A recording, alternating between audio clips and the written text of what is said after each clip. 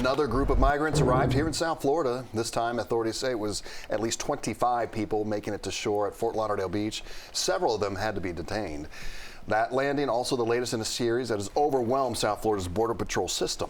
And amid the crisis, as migrant children start going to South Florida schools, you might find yourself having to explain it to your kids. CBS 4's Gabriel Arzola spoke to a former Cuban studies professor who might have figured out a way to do it. These kids come with a lot of anxiety.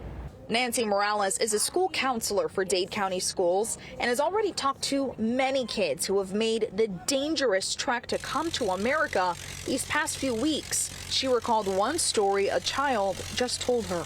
Because people were falling out of the raft and drowning, and they were crying for help, and he was he was witnessing this whole situation happen, and he was only 12 years old. With migrants flocking to South Florida almost daily, it could be difficult to explain to young kids what's really going on. So I met with former Cuban Studies professor Andy Gomez, who says he may have the answer. This, to me, was a labor of love. Titled Lessons from Abuelo, he dives into what makes Cuba beautiful and what also made millions of people leave. January 8th.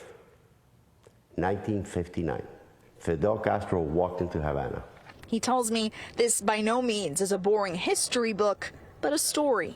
Design a book not just for kids, for parents, for grandparents, for families. It's aimed to spark conversation so that people of all ages can understand what's really going on. And like I say in the book, the last chapter of Cuban history has yet to be written. The end may not be written for the island, but for many people coming into this country, these moments are the start of a new chapter.